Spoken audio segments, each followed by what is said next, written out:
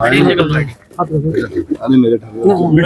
यही कहना चाहूंगी कि जिस माहौल में हमें सजाएं पे सजाएं दी जा रही हैं, ये एक बहुत ही सुनियोजित षड्यंत्र है और जिसमें सभी लोग बराबर से शामिल रहे हैं।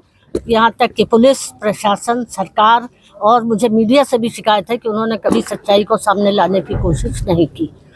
जिस मुकदमे में हमें सज़ा दी गई है उसमें भी हमने कितने सारे एविडेंस मौजूद हैं। यहाँ तक कि मैं गवर्नमेंट सर्वेंट थी, सरकारी नौकर थी, मेरी मैटरनिटी लीव मौजूद है जिसे कि नज़रअंदाज किया गया। और इसके अलावा वीडियो एविडेंस भी है, फॉरेंसिक एविडेंस भी है, जिसमें 2 महीने का अब्दुल्ला 1990 में मेरी गोद में है। वो सब कोर्ट में दिखाए गए, मगर कोर्ट ने इन सब चीज़ों का कोई संज्ञान नहीं लिया। अब यहाँ पर मैं एक बात और भी कहना चाहूँगी कि इस बारे में अगर आपको तफसील देखनी है तो 16 अप्रैल के अखबार में 21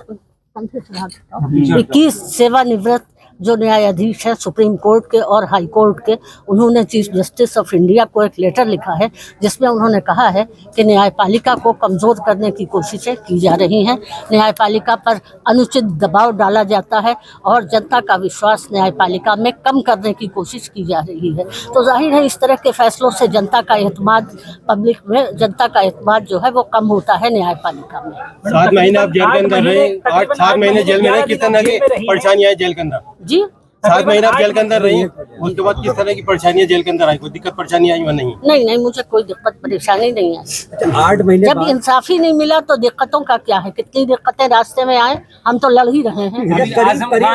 आजम जेल में हैं, जमानत होगी, लेकिन अभी और मामलों में उन्हें आज भी एक मामला है, इसमें उनको आरोप तय हो गया। क्या जी आजम खान और अब्दुल्ला क्या कह सकते हैं? आरोप पर आरोप तय कर रहे हैं, लेकिन जब सच्चाई सामने आएगी तो इसमें कोई सच्चाई नहीं है। डोंगरपुर वाले जो मुकदमों में उन्हें सजाएं दी जा रही हैं, तो यह सरकारी ज़मीन खाली करवाना अगर अपराध है तो कोई बात नहीं है।